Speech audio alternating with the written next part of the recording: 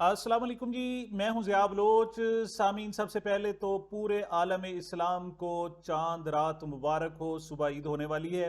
बहुत सारी खबरें हैं जनाब। एक तो सबसे बड़ी खबर कि इमरान खान साहब को सुबह ईद नमाज पढ़ने की इजाज़त देने से इंतज़ामिया ने इनकार कर दिया है। ये खबर कहाँ से आई, इस पर क्या रद्द अमल है पीटीआई का, और इस पर साबिक सदर डॉक्टर आरिफ अलवी का क्या कहना है, ये इंशाल्लाह आज को आपको बताना है। एहतजाज का सिलसिला शुरू हो गया जी। जूं ही चांद का ऐलान हुआ है, चांद रात का ऐलान हुआ है जनाब, ये सिलसिला शुरू हो गया। शरीफ बरादरान के हवाले से खबर है जनाब के मियाँ शहबाज शरीफ साहब ने आते हुए जिस तरह जाते हुए लोगों को तंग किया सऊदीया, इसी तरीके से वापस आते हुए भी उन्होंने बहुत ही लोगों को अजियत दी है। थोड़ा सा इस हवाले से बात करेंगे। नवाज शरीफ की कुछ सीनियर सहाफ़ियों से मुलाकात हुई है, उन्होंने जनाब अपने दिल का हाल खोल के रखा है।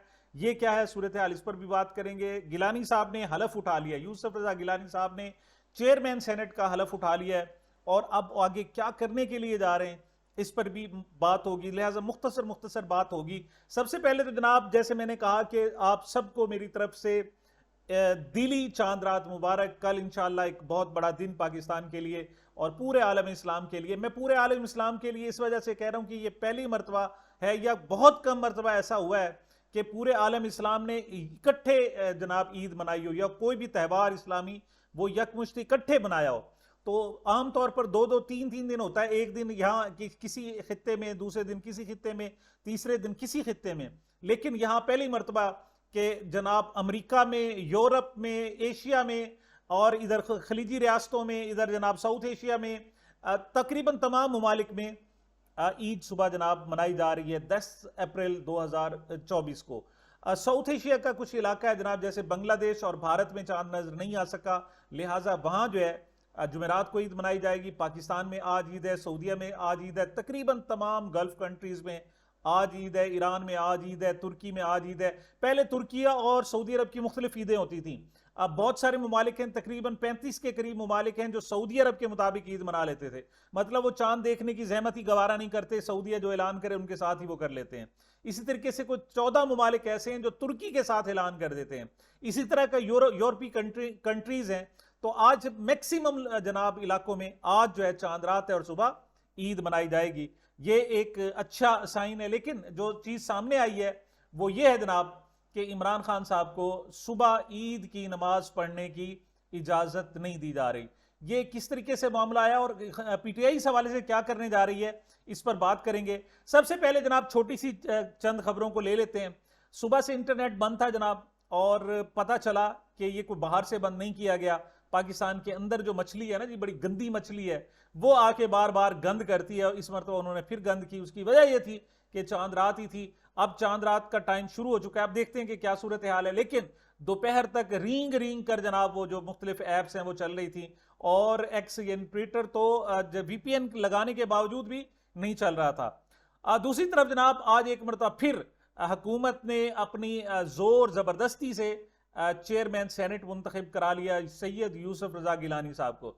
सैयद यूसुफ रजा गिलानी साहब मुल्तान से ताल्लुक रखते हैं, लेकिन इस्टेब्लिशमेंट के साथ जो आजकल शीरो शकर हैं, यही वजह है कि उनको मुल्तान से एनए की सीट पर जबरदस्ती, एनए 148 की सीट पर जबरदस्ती जिताया गया। यानी 7000 वोट उनके मुखालिफ कैंडिडेट के उसके घर के पोलिंग स्टेशन से मुस्तरद करके उनको फिर 104-5 वोटों से जितवाया गया। और ये दोबारा गिनती में जनाब रगड़ा जाना था, क्योंकि फॉर्म 45 के मुताबिक वो जीते हुए हैं जनाब बैरिस्टर तैमूर। तो इसी पर जनाब उन्होंने फिर यहाँ से इस्तीफा दे दिया, सेनेट का इलेक्शन लड़ा, और सेनेट के बाद जनाब अब वो चेयरमैन सेनेट भी मुंतखब हो गए। ये जनाब वाहिद सियासतदान है जो साबिक वजीर आजम भी हैं, साबिक स्पीकर कौमी असम्बली भी हैं, और अब चेयरमैन सेनेट भी हैं, और वफाकी वजीर तो कई मरतबा जनाब वो रह चुके हैं। लेकिन मैं समझता हूं कि जिस अंदाज में इन्होंने जमहूरियत को बिल्डोज किया है कि एक आपने खैबर पख्तूनख्वा में इस वजह से इलेक्शन नहीं करवाए कि कोरम पूरा नहीं है, और यहां करवा दिए। वो असूल जो खैबर पख्तूनख्वा में है यहां इन्होंने रवा नहीं रखा। बहरहाल जो चाहे आपका उसने करिश्मा साज करे।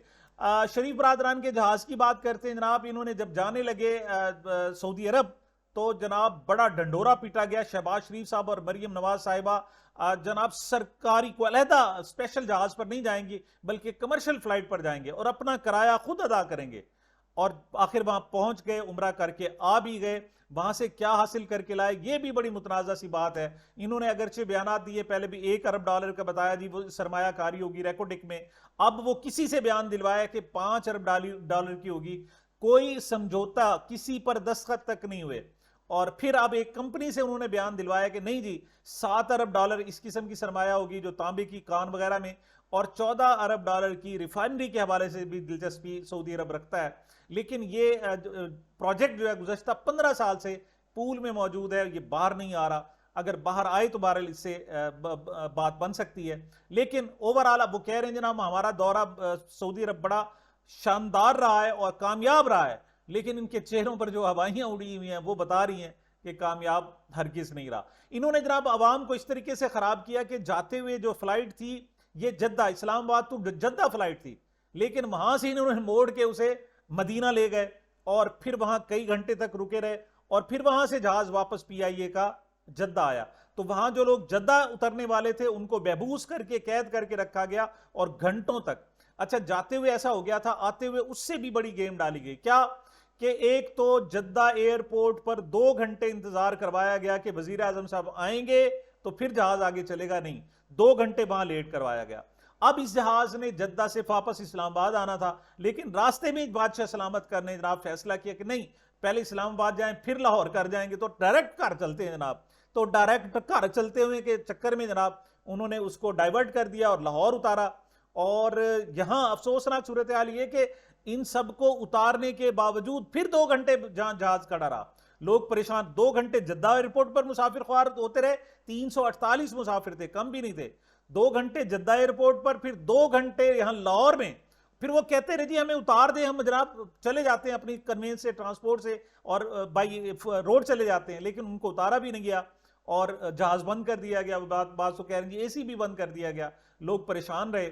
پھر جناب 2 گھنٹے بعد ان کو واپس اسلام آباد پہنچایا گیا۔ لوگ بد دعائیں دے رہے ہیں اور کچھ نہیں کر رہے، لیکن یہ جو لوگ ثابت کرنے پر تلے ہوئے ہیں کہ یہ جناب بادشاہ سلامت ہیں۔ محترمہ مریم نواز صاحبہ کا بدترین دورہ اس وجہ سے رہا کہ سعودی ذرائع ابلاغ میں تنقید ہوتی رہی کہ یہ کس قسم کی خاتون ہیں جناب جنہیں جناب پردے کا خیال نہیں ہے، اور دوسری طرف جو سب سے زیادہ ڈسکس ہوتے رہے ان کے کاسٹیومز، ان کے کپڑے، ان کے ہیرے، ان کے جواہرات، انگوٹھیاں ڈسکس ہوتی رہیں، اور یہ پاکستان کا جناب انہوں نے وہاں پر چہرہ جو ہے وہ پیش کیا ہے جناب۔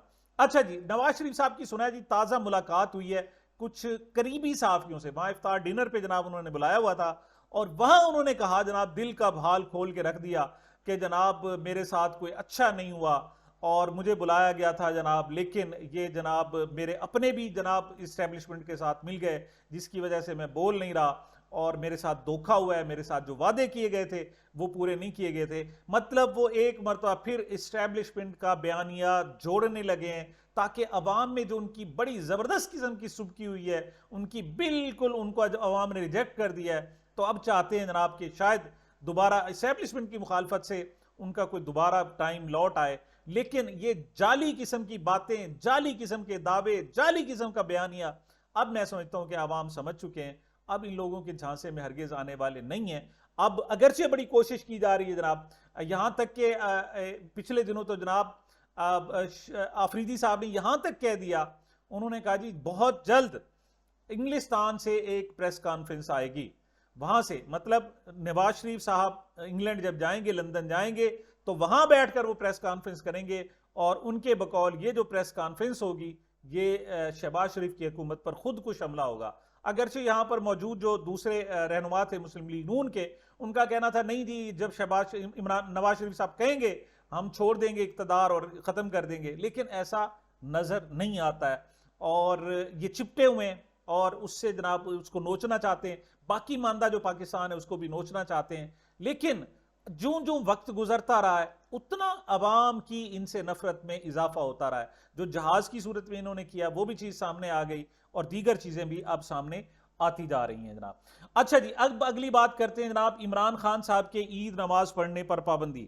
اطلاعات یہ ہیں جناب کہ سیکیورٹی نے کہہ دی، عمران خان صاحب نے خواہش ظاہر کی کہ میں صبح چاہتا ہوں کہ مجھے عید نماز پڑھنے کی اجازت دی جائے، کیونکہ یہ واحد سیاستدان ہے جو جیل میں بیٹھا ہوا ہے اور جسے با جماعت نماز پڑھنے کی اجازت نہیں ہے، جسے جمعہ بھی پڑھنے کی اجازت نہیں ہے۔ جب سے عمران خان جیل میں گئے ہیں 5 اگست 2023 کے بعد انہیں ایک بھی جمعہ نماز نہیں پڑھنے دی گئی. جمعہ نماز کے لیے شرط ہوتی ہے کہ وہ باجماعت ادا کی جائے، لیکن سیکیورٹی کا بہانہ بنایا جاتا ہے اور نماز ادا نہیں کرنے دی جاتی. حالانکہ یہ سیکیورٹی کے مسائل بنی گالہ میں بھی تھے، یہاں زمان پارک میں بھی تھے، لیکن عمران خان صاحب پھر بھی جناب نماز ادا کیا کرتے تھے، اگرچہ کھلے میدان میں نہیں بلکہ اپنے سین میں اور اپنے گھر کی جناب اس جگہ پر ادا کرتے تھے. لیکن یہاں ان پر بالکل پابندی لگا دی گئی ہے، اور اس پر جناب لوگوں میں ایک غم و غصے کی لہر بھی دوڑ گئی ہے.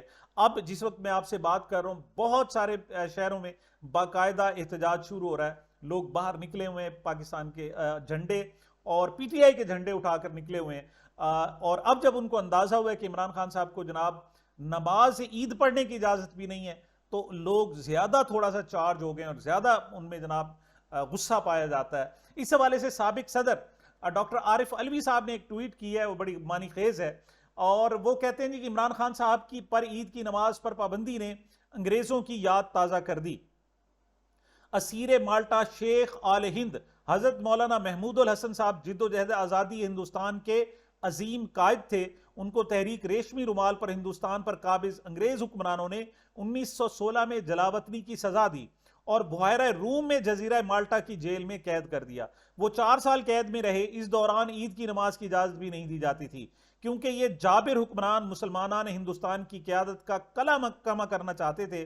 اس لیے ان کی جذبہ حب الوطنی کو کمزور کرنے کے مختلف حربوں میں سے ایک یہ بھی تھا کہ جمعہ اور عید کی نماز پر بھی پابندی رکھی جائے. مولانا سید حسین احمد مدنی صاحب نے اپنی کتاب اسیر مالٹا میں تحریر کیا ہے کہ اس پابندی کے باوجود شیخ آل ہند مولانا محمود الحسن صاحب نہا کر صاف کپڑے پہن کر تیار ہو کر عید کے دن بیٹھ جاتے اور انتظار کرتے.